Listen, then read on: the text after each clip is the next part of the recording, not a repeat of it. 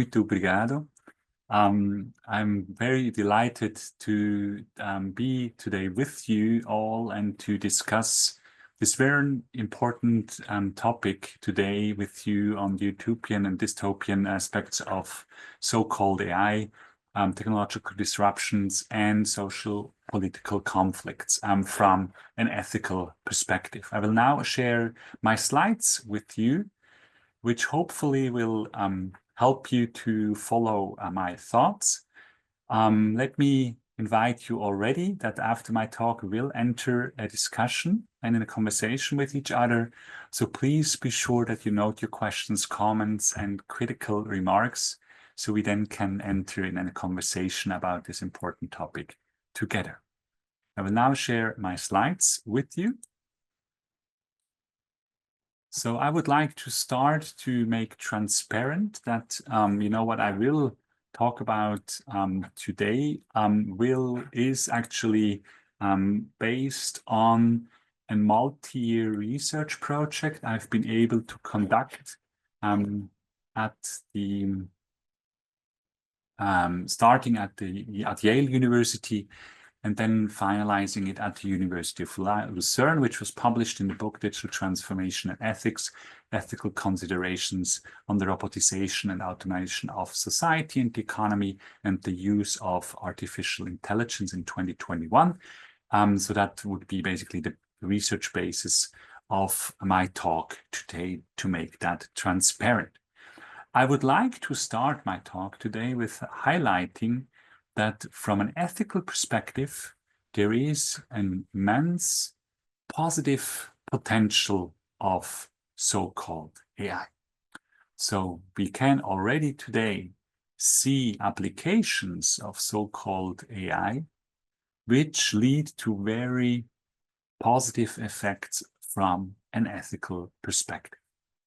For example, imagine assistant systems which help people which usually are dependent 7 days, 24 hours on the help of others to live now with these assistant systems an autonomous life again. So they're enjoying more freedom, they are enjoying more autonomy. Another example is that we are striving for resolving or at least addressing in a better way climate destruction with the help of so-called AI. So I would like to summarize this positive potential of AI from an ethical perspective by saying that so-called AI can contribute to the flourishing of all humans and to the flourishing of the planet in a sustainable way. At the same time, though, we also have to recognize that so-called AI can lead to a negative potential from an ethical perspective. And again, I'm not talking about the future, I'm talking about the present. So for example, your data, my data, our data is constantly stolen, collected, and then sold to a third party. This means that our human rights to privacy and data protection is violated. You might ask yourself, why is that so important? Why are these human rights to privacy and data protection that important? The reason for it is that they are highly relevant for our human freedom. We know from humans that they change their behavior if they know that they are surveilled. We usually adopt our behavior and we change it to a more behavior which is more respecting or fulfilling the social expectations, the social norms.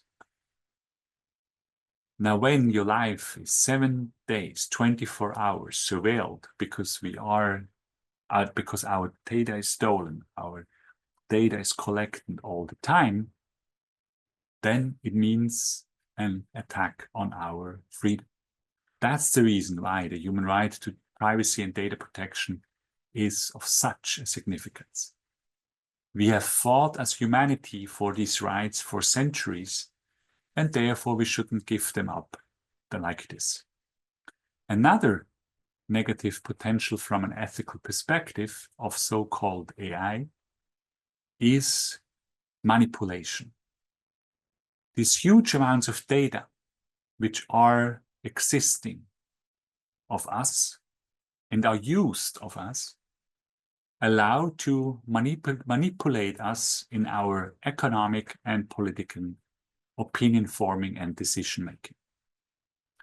I use on purpose the term manipulation and not influence, because to influence allows the one who is influenced to understand and critically examine this influence which is happening to her or to him. While in the case of manipulation, it is not possible for any one of us. It is not possible for any one of us to be aware of the fact that we are manipulated. This is happening in the political sphere when we are asked as citizens to vote. This is happening to us as consumers when we are pushed to buy one product based on manipulation of us, based on the massive data which is existing of us.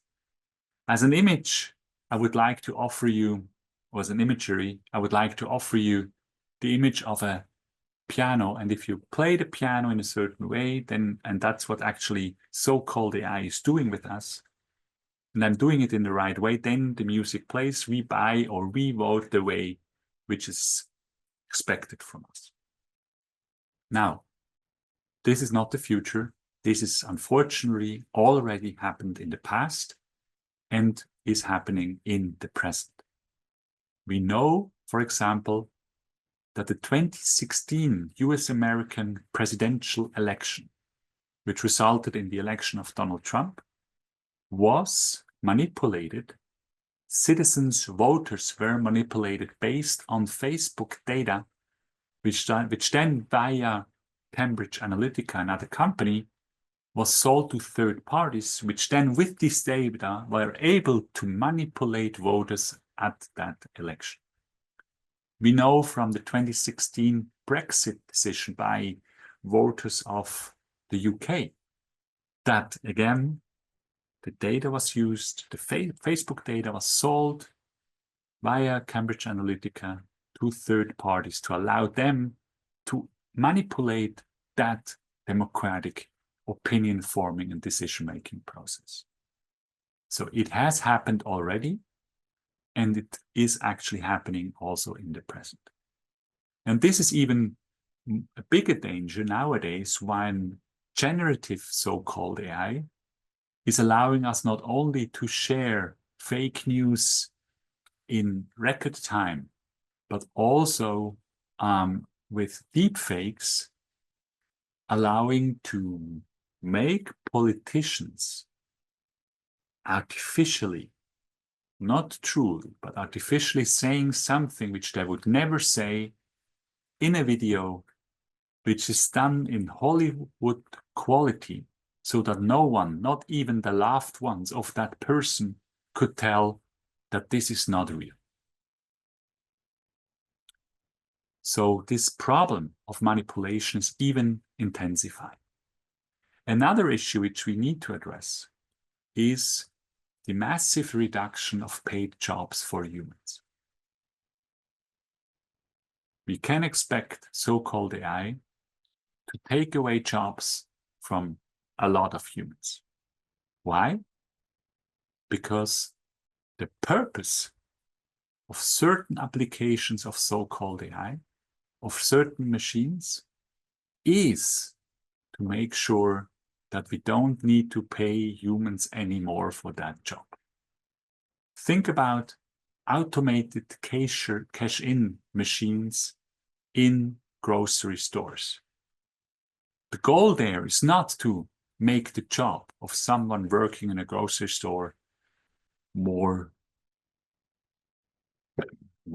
agreeable or easier, but rather to get that person from the payroll.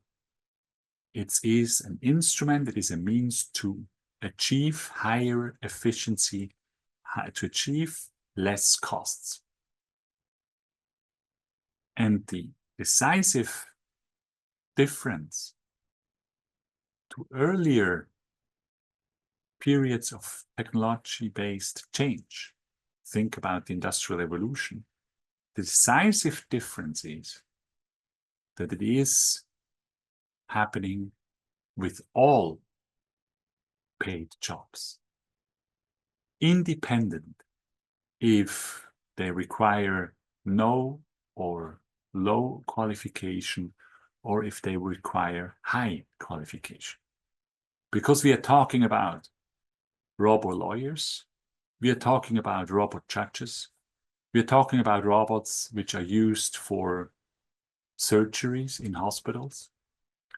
So you see that as a unique characteristic of this technology-based transformational period, it is happening with all jobs of humans.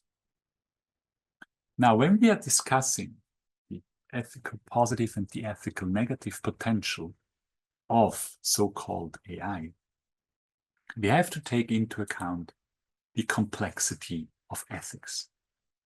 Part of that complexity of ethics is the so-called dual-use problem. What do I mean by this dual-use problem? The dual-use problem means that I can use the exact same technology for doing something ethically positive, ethically right, ethically good. And I can use the exact same technology also for doing something bad, ethically wrong. If you look at the illustration you have in front of you on the slide, you see here kind of a surveillance technology, facial recognition technology, which is allowing on the one side to save a human from drawing. You're saving the life of a human being.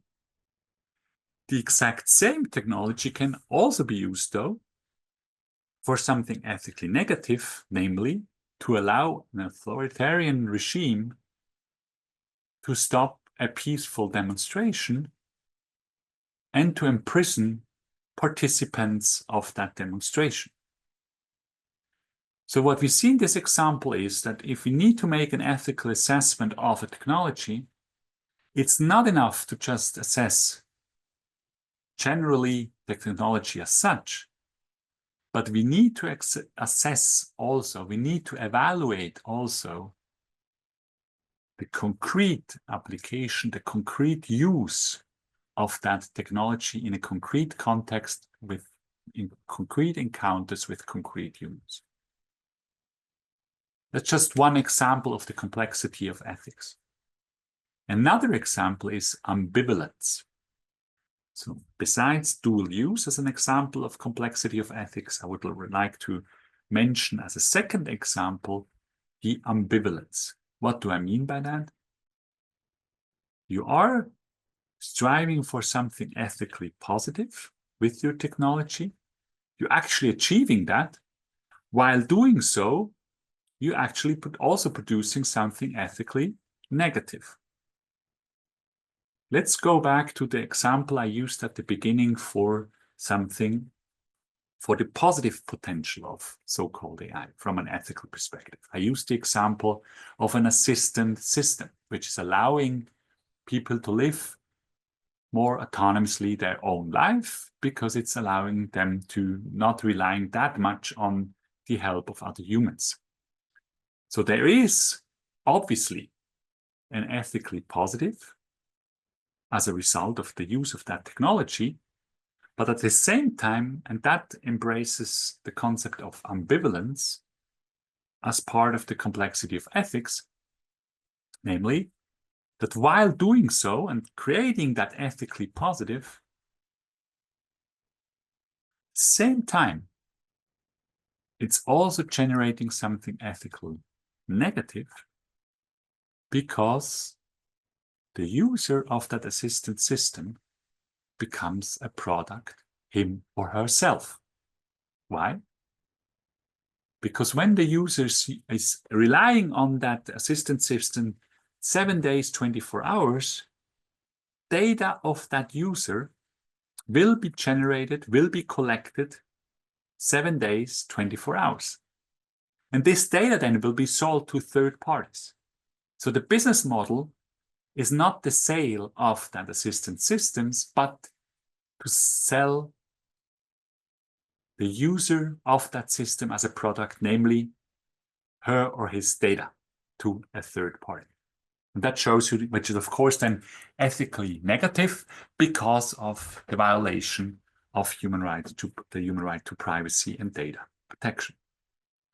So we have on the one hand, we have not on the one hand, but we have first dual use as an aspect of the complexity of ethics, and we have this ambivalence as a second aspect of the complexity of ethics. Now, beyond that, ethics needs to take into account the rule transcending uniqueness of the concrete in order to achieve its goal to identify the ethical right, the ethical wrong, to identify the ethical good and the ethical bad.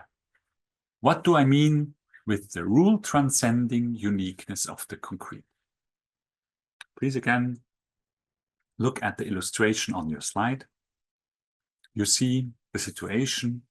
You are a parent of a child, and this child needs a specific medical drug which lies in the window of this pharmacy.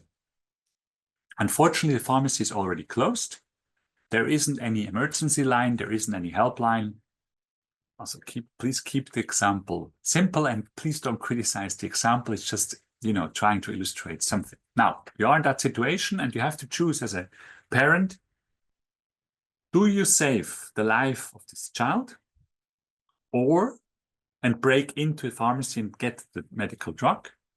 Or should you respect the right to property of that pharmacy, not breaking into the pharmacy and by that letting the child die? And excuse the horrible example. Now, at the end of the day, from an ethical perspective, you have the choice between respecting the property of the pharmacy and to not break in, but then the child will die, or you break in, you disrespect the right to property of that pharmacy, but you save the life of the child. Now, you see that in this example, it becomes obvious that ethics needs to strive for the ethical right thing in a very concrete situation, in a concrete context, in a concrete encounter with concrete humans. And in this case, the ethical right is, and the ethical right thing to do is, to break into the pharmacy in order to save the life of this child. Now, what we basically are doing is, we're breaking one ethical rule, namely to the respect of that property, in order to achieve a higher ethical good, namely to save the life of this child. Now, this means rule transcending uniqueness of the concrete, because while we are transcending one ethical rule, we are actually achieving a higher ethical good, namely to save the life of that child. And this rule transcending is unique of these concrete situations, concrete context, and this concrete encounter with concrete human. Therefore, rule transcending uniqueness of the concrete, which ethics needs to take into account. I would like just to make sure that you are not misunderstanding me. So this doesn't mean first an invitation to just break into pharmacies or any other shops. The message is not breaking in is now okay, or disrespecting the property of other people is now, from now on, ethically legitimate. No, that's not the message. The message is still the rule, do not break in, do respect the property of other people, do respect the right, the human right to property of other people is still in place. But in this very unique situation, the concrete encounter with concrete humans, it is the ethical right thing to do to break in and to disrespect the right to property of others, just because it is serving, in this case, in this unique case, a higher ethical good, namely to save the life of a child. Second important point, the rule transcending uniqueness of the concrete doesn't say we don't have any rules anymore. No, the rules remain all in place. We are not calling for anarchy. Rules are still in place and are still valid and still need to be followed. And third point, which is important here, we are not breaking in order to enrich ourselves. We are not breaking in order to achieve a self-interest, a special interest, but we're just doing it to serve a higher ethical good. Now, ethics needs to take into account this rule transcending uniqueness of the concrete, as I would argue. And it is important that ethics, as we will obviously see, goes beyond blindly following ethical rules. Now, how can this be managed? How can this be mastered? And how can the ethical positive potential of so-called AI be achieved, and the ethically negative potential of so-called AI be either avoided or mastered? And a concrete first step is, I would suggest, that we should create more tech ethics interaction right from the start of a venture, right from the start of an innovation process, right from the start of a research process. Why? Because then we would allow, already right from the beginning, in these small decisions we make every day in an innovation process, in a research process, that we are actually then deciding in the right, ethically informed right way. And therefore we will all end up, and that would be the part above of this slide, we would then together, technologies and ethics together, reach the goal, we would reach the aim, we would actually be able to have an ethically legitimate solution on the market. While in the lower part of the slide, you see what we are often doing. We run for innovation, we run the technological progress, and then maybe at a certain moment, either an ethics board or even the lawmaker jumps in and stops it, for legal or ethical concerns. And then we have wasted a lot of talent and a lot of resources, which obviously is not a good idea. Now, another concrete step we could take in order to address the specific issue of massive reduction of paid jobs is what I would refer to as the society entrepreneurship research time model. What do I mean by that? CERT, Society Entrepreneurship Research Time Model, CERT, embraces the idea that we should decouple income and labor so that everyone gets a basic income. It is not, and that's the second aspect of it, of CERT, it is not an unconditional income, but an income which is linked to everyone's duty to serve a certain amount of society time in a freely and autonomously chosen part of the society. So, for example, you could help children while they're going to school, assist them. You could, support elderly persons. You could help refugees. You could help people with migration background. It's up to you to decide what you would like to do in order to serve the society, but you have to do something for an equally high amount of time for everyone. That would be the society part. Thirdly, the model SERT, the SERT model encompasses also creating incentives for research, entrepreneurship, and innovation. How? SERT embraces the idea that if you're active in research, in science, in innovation, then you will be freed from a part or even totally from serving society time, because you are already, contributing to something which is essential for societies in order to remain dynamic and in order to develop itself. And this society entrepreneurship research time model SERT, and that's the key reason why I would argue for everyone serving a society time, is that if you look at a paid job, it does not only, but of course that's an important aspect of it, but it does not only serve financial security. It's not only there for providing us, some kind of financial basis in order to allow us to live a life with human dignity and to survive, but it's also fulfilling many other functions. Namely, it is a source of meaning, a source of purpose. It is a source of identity. I would like, in order to illustrate that, I would like to invite you to imagine yourself a situation that you're going to a party and you don't know anyone. And someone asks you, what are you doing? And most of us do not respond in such a situation, well, I love to play soccer, or I love to ski or to snowboard, or I love to surf.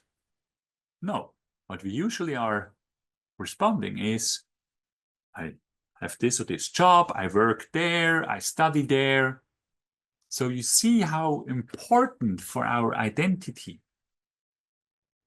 and paid professional activity is, or an activity which is actually leading to a paid job. That's one aspect I would like to highlight as a function. There are many more. For example, another function I just quickly want to elaborate. A paid job is also fulfilling an important function of social integration in a society. Why? Well, think about all the people you know, friends, and think about how many of them you have met in school, at university, and while working. So if you would never have done that, how many of them you would never have met? Another aspect of that is that at a paid job, we usually cannot choose the people we are working with. So maybe we have to work also with people we don't like. But we learn, at the workplace to arrange ourselves with that situation. We learn to work with people we don't like, and we learn to achieve together professional goals, although we are not really liking each other. And that's an important aspect, an important contribution to the social integration, to the peaceful coexistence in a society.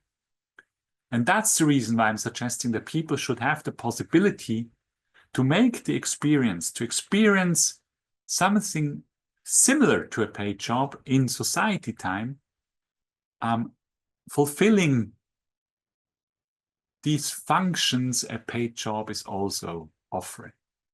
And there are many more of these functions. I don't mention all of them because we would run out of the time.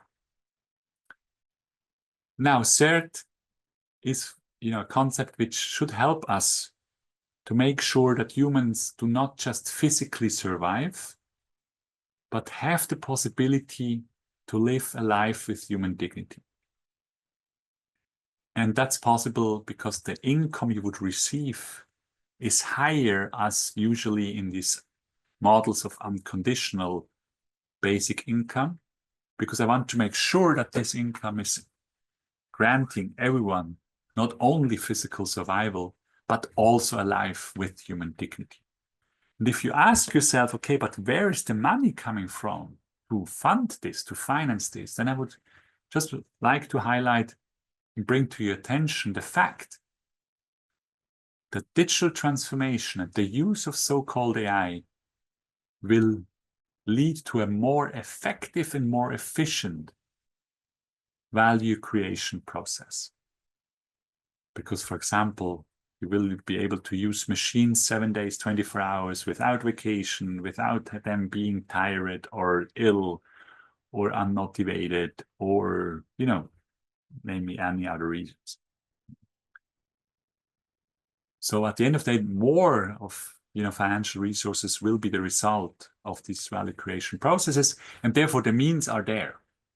The question is only how do we organize society in a way that not only the ones who are still part of that value creation, because that will be less people, as another core consequence of digital transformation and so-called AI, namely that only few people will still be part of that value creation process, that not only them benefiting from it, but all of us. Now, you have probably noticed that I was always saying so-called AI instead of just AI or so-called artificial intelligence. Another step in order to achieve the ethical positive and to avoid or master the ethical negative, as I would suggest, is to be very precise in our use of concepts, in our use of terms. And we have to, from an ethical perspective, to critically examine the concepts and terms we use in order to make sure that we're really addressing the right things in the right way. Now, in the case of AI, I would say, well, artificial is true. It is artificial because we humans create it. But is it really intelligence what we are talking about? And I would question that for the following reasons. We can see that machines are surpassing us in certain areas of intelligence. So think about use of big data. Think about memory. What I mean by that is archivation, documentation. So for example, if you asked me what happened on October 16, 1924, I couldn't respond you fast in the correct way. A machine can do that without any problem.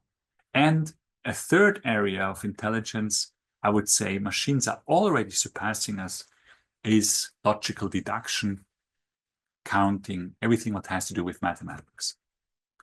Now, in these three areas of intelligence, machines are already surpassing us in the present, and in the future, they will even more surpassing us, in areas we cannot even imagine nowadays. The decisive point, though, is that there are other areas of human intelligence where I would argue that not only in the present, but also in the future, it is, respectively, it will not be possible for machines to reach them. For example, emotional and social intelligence. To illustrate that, imagine a healthcare robot where I can teach that robot, please cry if the patient is crying. And the healthcare robot will perfectly fulfill that order. It will perfectly follow that order and it will cry like a crocodile. Nobody would, though, argue that there are real feelings, authentic feelings behind these tears. The robot, the machine, does this only because we have trained it that way. We have ordered it to do so. The exact same healthcare robot could also be trained. Look, if a patient is crying, please hit that patient in the face, and excuse the brutal example, and the robot would do exactly what we have taught him to do. Now, this shows that there isn't anything close to emotional and social intelligence in machines, but it shows us also, indicates us also that in another area of human intelligence, namely moral capability, machines are not able to perform. What do I mean with moral capability in the case of humans? Moral capability means that we humans are able to recognize ourselves, by ourselves, ethical binding principles and norms. As humans, because of our freedom, because of our autonomy, we don't need someone else, some kind of authority to tell us what we should do from an ethical perspective. We are able to find that out ourselves. And I would argue that this is not possible for machines. So the healthcare robot does not understand that it is ethically wrong to hit someone in his or her face. While, you know, if you think about a human healthcare professional, of course she or he would be able to say, listen, that's not right. I'm not doing this. I'm not saying that we humans are always perfect and we always follow ethical principles and norms. No, of course, we do not look at the reality. But I would argue that in theory, we are able, thanks to our freedom and our autonomy, to find out ourselves what should be the ethical principles and norms in place which we want to follow, we should follow. And machines cannot do that because machines do not have access to the ethical quality of rules, because they lack freedom, they lack autonomy, they lack conscience, they lack, because of that, also responsibility, and they lack vulnerability. Now, please don't get me wrong. This doesn't mean that we shouldn't train machines in ethical principles, in ethical norms. We should train them ethical rules. Yes, we should do that. But we have to recognize that the machines do not create these rules by themselves, these ethical rules. They are not able to do so. And they're not even able to understand that these rules are ethically legitimate. Or, if you take the contrary, they are not able to understand when a rule is illegitimate. Now, when questioning that some areas of intelligence are not reachable for machines, then I would argue, well, we shouldn't call them, these machines, then intelligence, but we should rather focus on what exactly is at the core of these machines. And I would argue at the core of these machines is data, data, data, data, and it could go on the entire day just to highlight the importance of data for these machines. And therefore, I would argue we should call them database systems, DS. Because at the end of the day, it's data collection, it's data generation, it's data use, it's based on data making decisions or pursuing actions. It's happening data-based, therefore we should call them what they are, namely database systems, DS. And when you ask yourself, okay, why did we lose so much time now to explain this and to look at this? Is that really necessary? Does this make such a big difference? I would argue, yes. For ethics, it's important to be very precise in the use of our terms, in the use of our concepts, in our use of concepts, in our use of terms, because that can have ethical implications. In the case of DS, it is important that we are not referring to them as intelligence, because if we call them intelligence, we have other expectations, too high expectations. We are over trusting these machines in areas we shouldn't trust them at all. Now, please don't get me wrong. If I say database systems, DS, do not possess moral capability, that doesn't mean that we shouldn't train them in ethical principles and ethical norms. Yes, we should train them, program them with ethical rules. We should train database systems with ethics, but they're not able to find that out themselves. And now, of course, the follow-up question to that is, okay, but yeah, with which ethics? So which ethics should we teach them? Which ethics should we train them in? Which ethics should we program them? And I would argue we should train them, program them with the ethical principles of human rights. So we should strive for human rights-based database systems. Why human rights and not any other ethical theory, any other ethical model, any ethical principles, norms, which are at our disposition thanks to the plurality of ethics? The reason behind it is the following. First, human rights are a minimum standard. They're the absolute basic, just allowing humans, all humans, to physically survive on the one hand, and to live a life with human dignity, a life as a human on the other hand. So we are talking about a minimum standard. It's not a higher ethics. It's not requiring too much from technological progress to respect this minimum standard.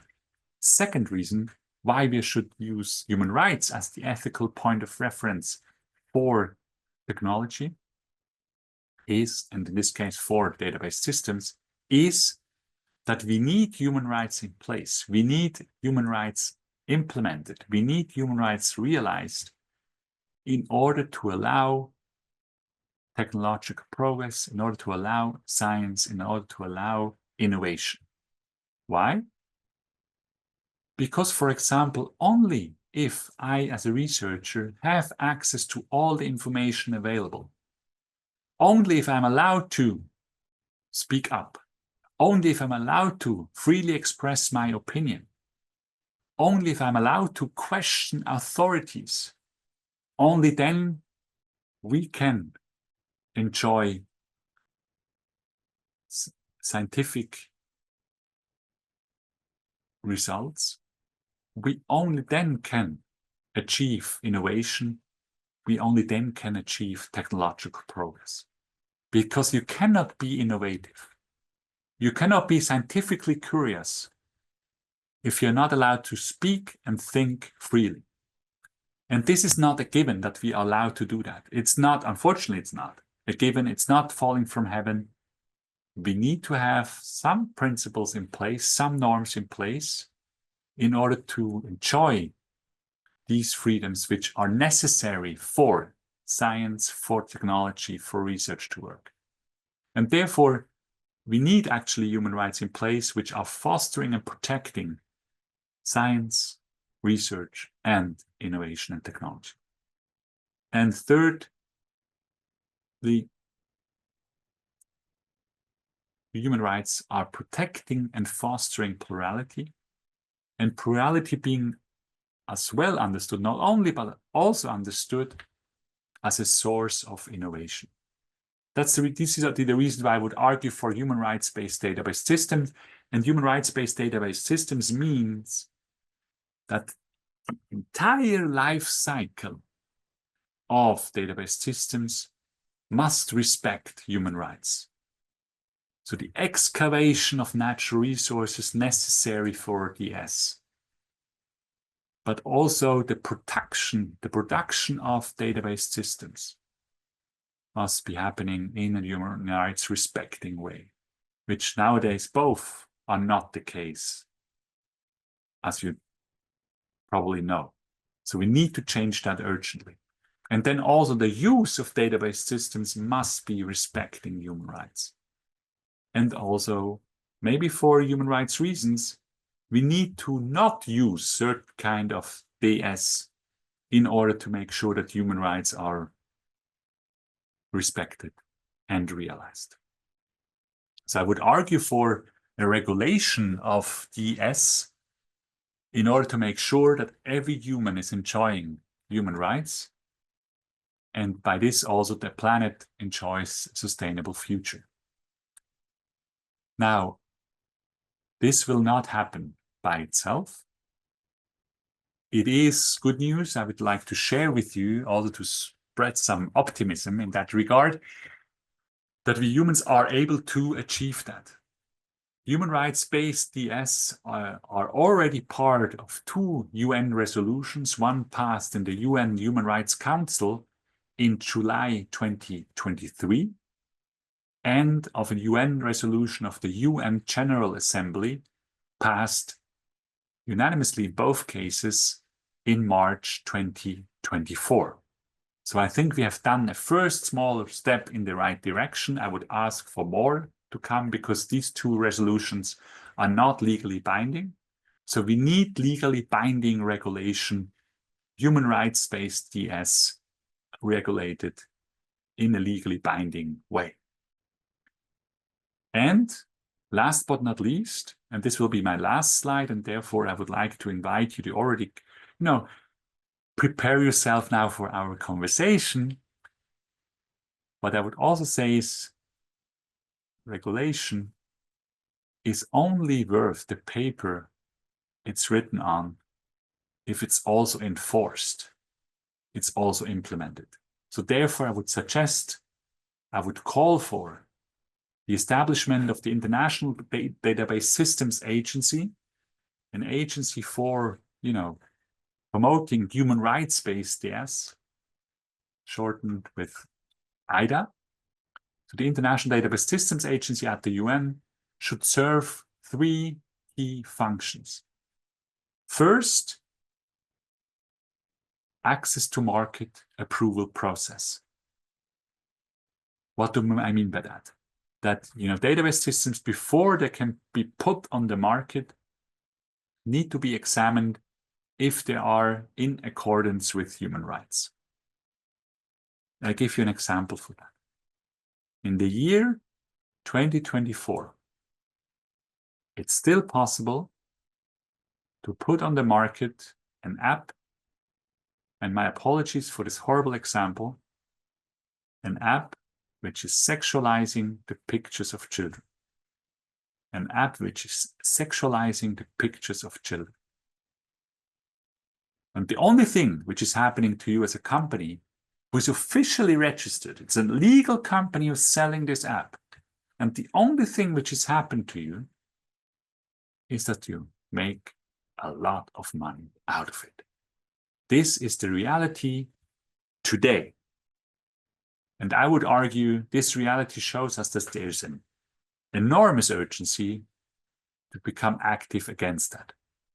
If I park my bicycle incorrectly at the train station in Luzern, Switzerland, I get a fine.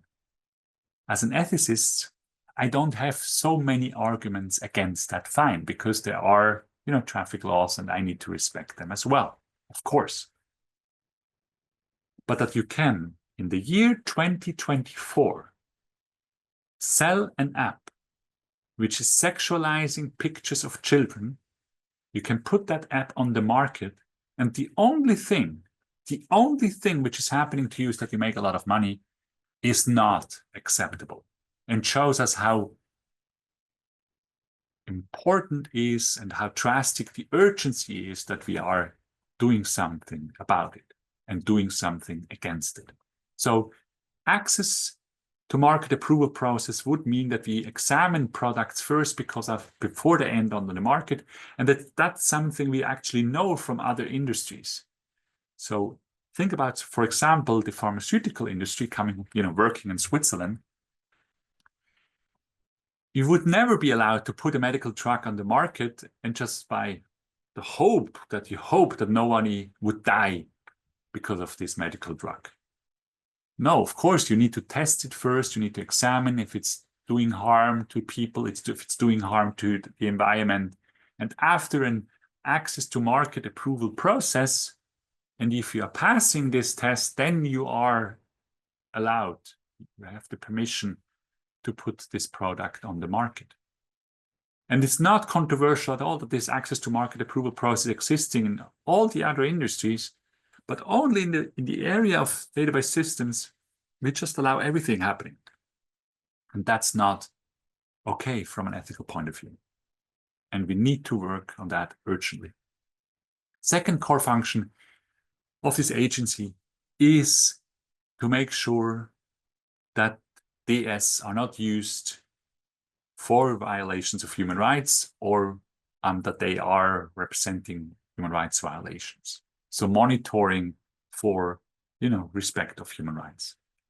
And the third core function is to foster global cooperation in this area from a technical point of view, because all of us, we know that we can move faster technology-based towards achieving ethically positive aspects, that we can achieve ethical opportunities faster and better, and that we can avoid and master ethical risks better and faster if we are working together on a global level.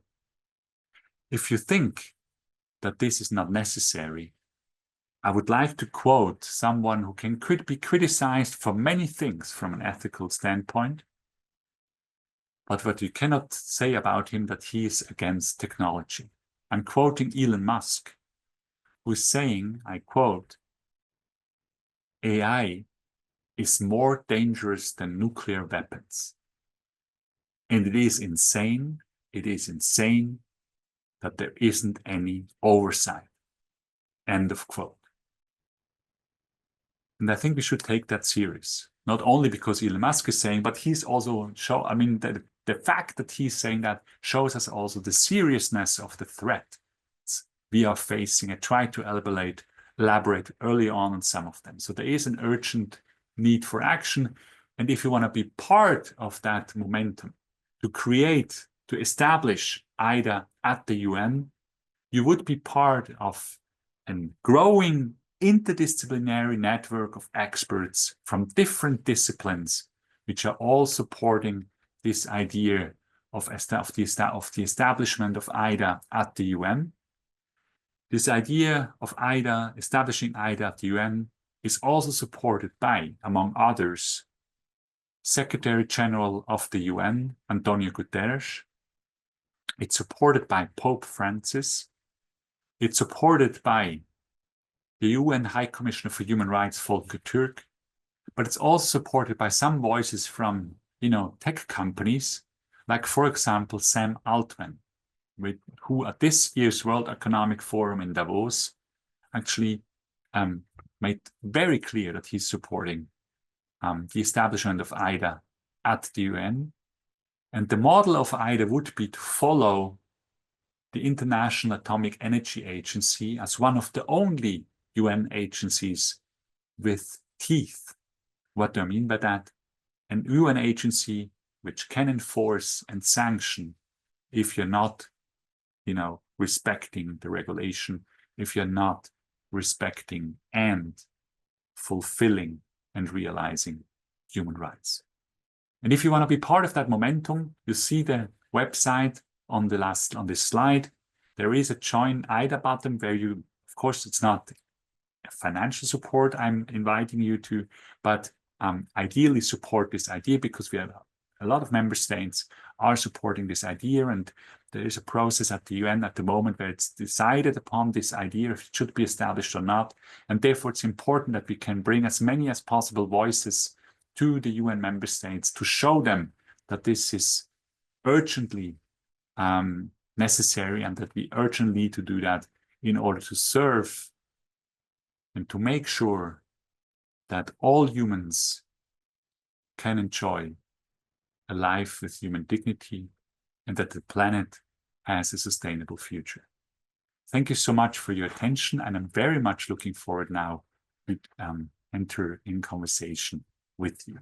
Thank you. Muito obrigado. Thank you, Professor. We have already some questions.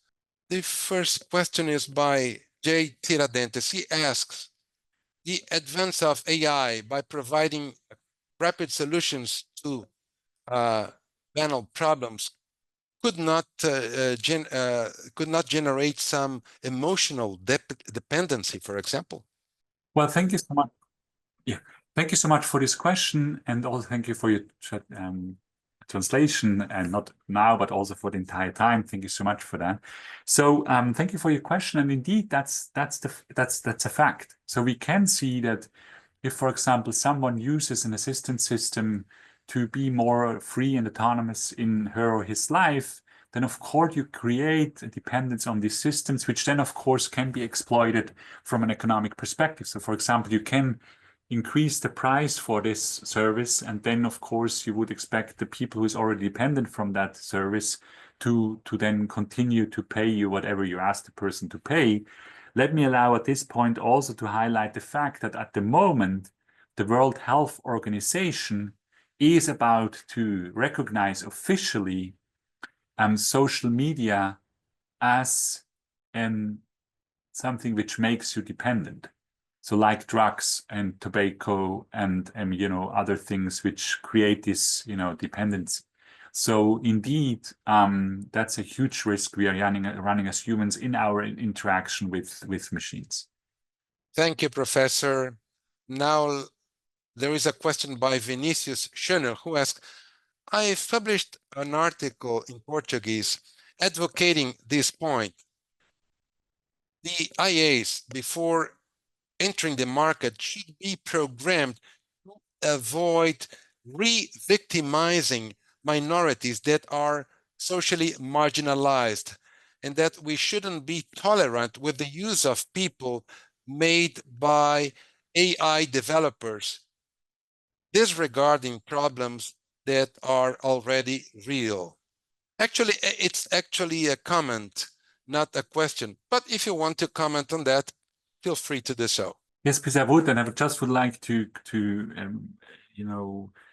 make very clear and emphasize the fact that I would fully agree with you that so far what we see, and this is present, it's not the future, it's already past and the present, that we see in these database systems biases which come out of the data we use to train them, but also how they are built. In the algorithms, we also see, these biases, and that can, of course, lead to many forms and very high intensity of discrimination, which then is not only a theoretical problem, but it's also having huge, unimaginable impacts on the concrete daily lives of people, which then, if we are dealing, with minorities and marginalized groups, we see also the reinforcement of already, occurring discriminations, which of course we need to tackle.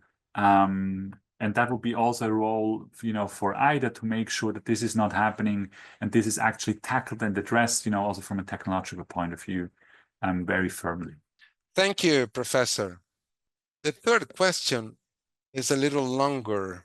Actually, it has 3 questions. It's by Bruno De Brito.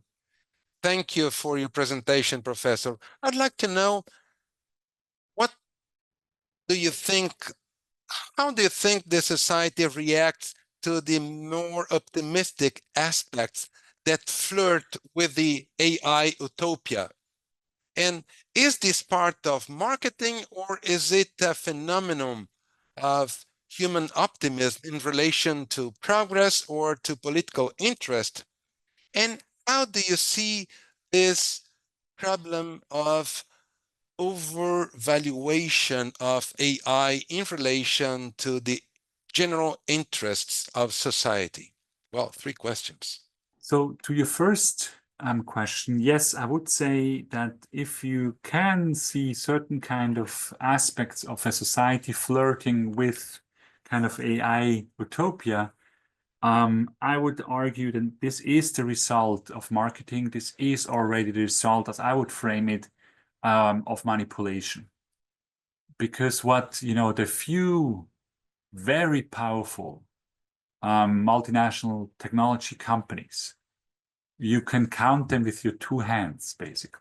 If you include also the Chinese ones and not just the US American based, what they are trying to do all the time is basically to promote exactly what you were describing.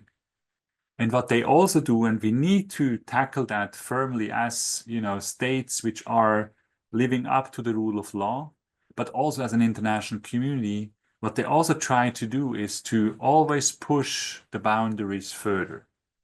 They have started 30, 25 years ago to violate constantly our human rights to privacy and to data protection.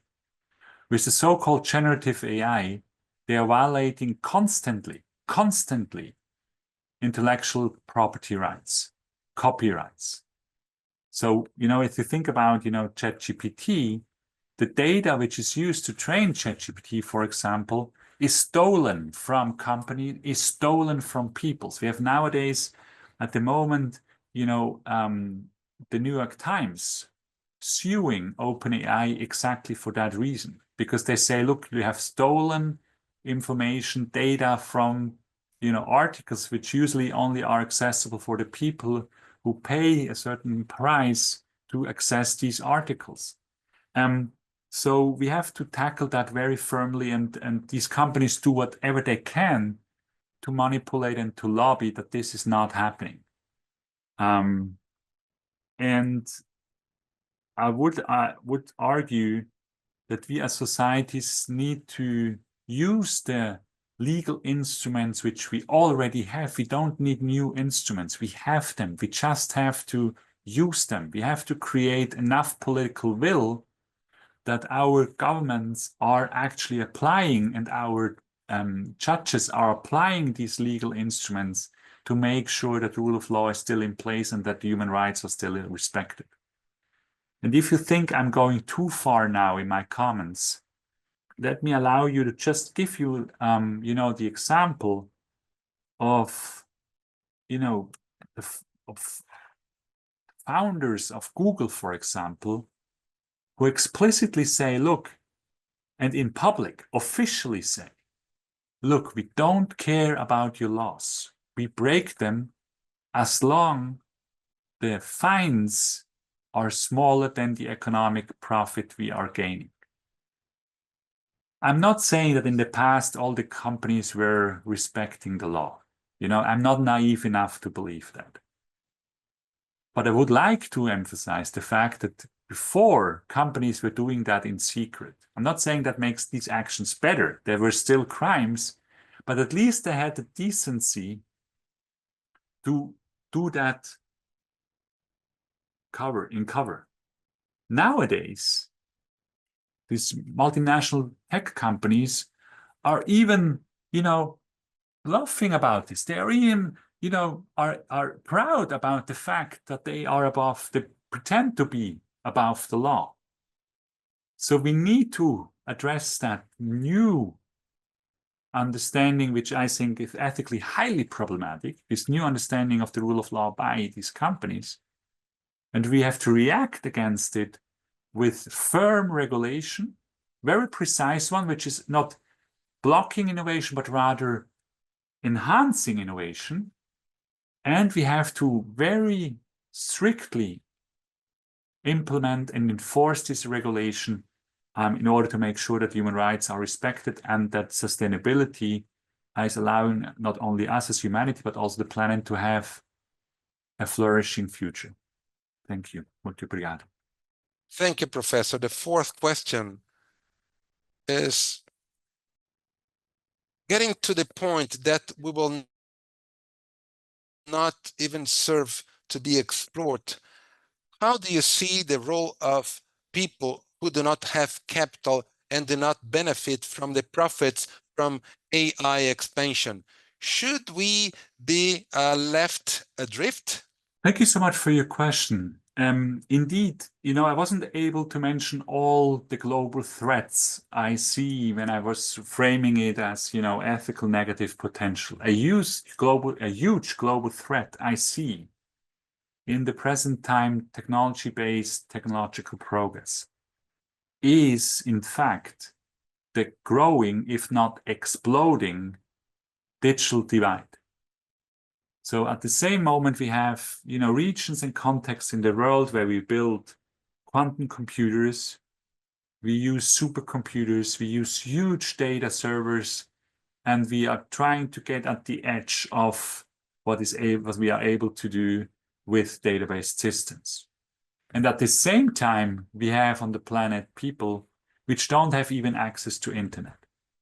And while we are adopting our economy on the basis of running it on the basis of database systems, of course, that leads to the massive exclusion of people which don't have access to these technologies. In fact, that's also linked to the first question, which was asked about these biases, that of course, then these people will not be able to be included also in design and the production of these new database systems. But of course, the data though will be then still collected and stolen.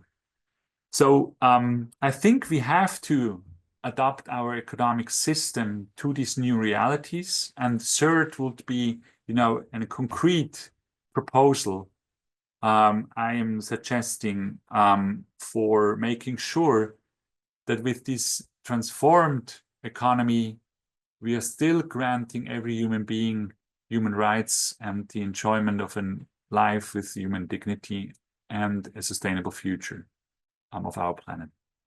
Obrigado. Professor, we have a last question, which says, what are the ethical criteria and the evaluation of data systems? Are they the universal human rights or utilitarianist or mercantilistic ethics? Well, thank you so much for your question. And indeed, it's when we are saying that we need to create database systems with ethics, so that we need to train database systems with ethical principles, rules, norms. So for example, that a self-driving car does not harm to humans, for example, we need to teach that to the car. First, it won't be able to find that out itself. Of course, the question comes up, okay, but which ethical criteria? What kind of ethical points of reference? Which kind of ethical principles and norms should we train to machines and program them into them? And I would suggest that we should use human rights as an ethical point of reference. So we should train machines in human rights. Why human rights? Because, and I would refer, yes, to universally valid human rights. Why? Because I would argue first that they are a minimum standard, allowing people to survive physically, but also to enjoy a life as humans, a life with human dignity. So we are not expecting too much. We're not, avoiding technological progress or hindering technological progress because we would expect too high ethical standards from technological progress, but it's really very minimum.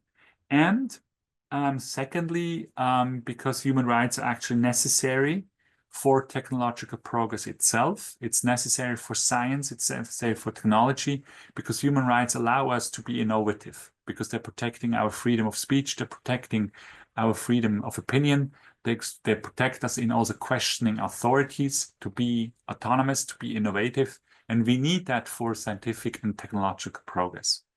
That would be kind of the main three arguments I would, argue for human rights-based database systems instead of, coming back to your question, also more specifically, instead of utilitarian or mercantilistic ethics. Why?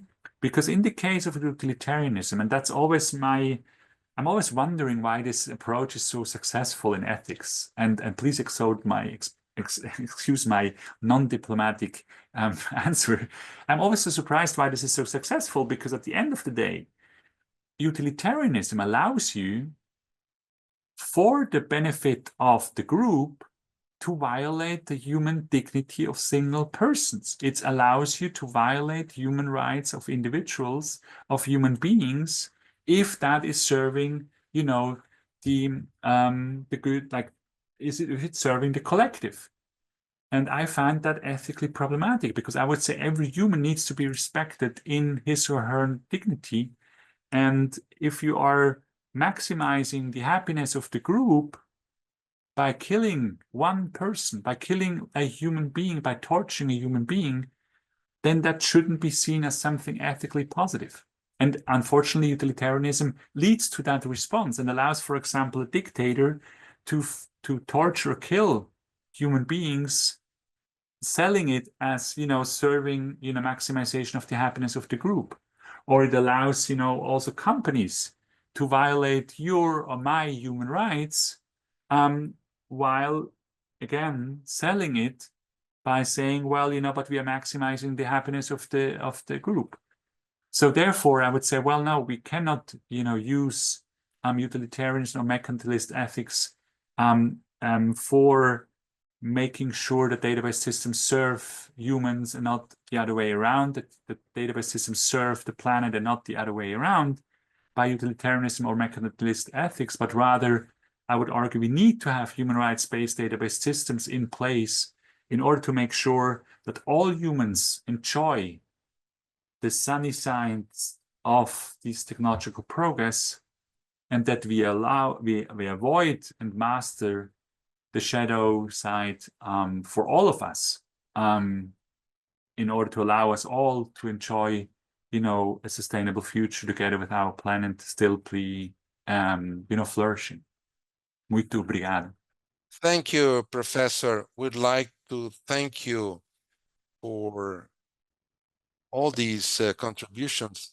And if you want to make a final remark before we close the event. Well, first of all, I would like to thank you. I would like to thank the Instituto Humanitas Unisinos for having me today, and also to all of you for your very intriguing questions and comments. I'm very grateful that you participated this actively in today's session.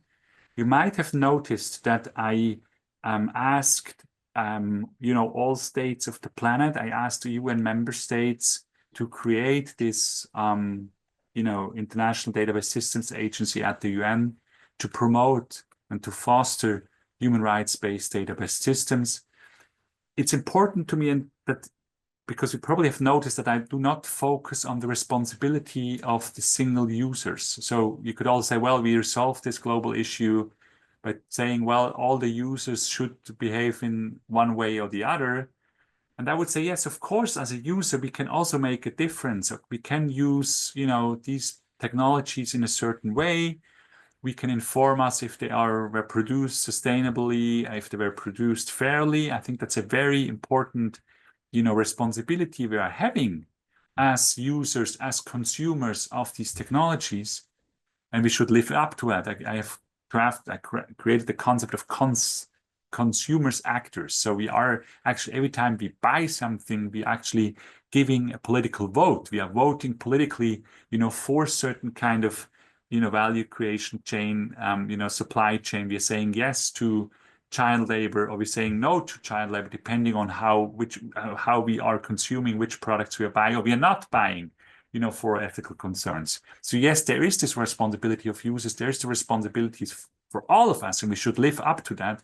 But at the same time, I want to recognize the fact that corresponding to our power, this responsibility is rather small when you compare it to responsibility of multinational tech companies, and when you are, comparing it to the responsibility of states, of the international community. So yes, we have this responsibility as users. We need to live up to that, or in front of all, also as citizens, to call for human rights-based database system, to call for the establishment of IDA. But at the same time, the responsibility is higher, and bigger, in the case of multinational tech companies and states. And therefore, I would say, yes, we need both. And if you would like to support, this international momentum to create the International Database Systems Agency at the UN, IDA, and to promote human rights-based database systems, then I would be very grateful if you could, join the movement, the global movement of IDA, because we are really at a tipping point where, the UN member states are deciding if this International Database Systems Agency is established or not. And just to, refer to the model of it, namely the International Atomic Energy Agency, if you still think that this is, utopia, that this, IDA is established at the UN. If you look back historically at the International Atomic Energy Agency, at the beginning of this idea, the industry but also the industrialized states were firmly against the establishment of the International Atomic Energy Agency, which we couldn't believe from nowadays perspective.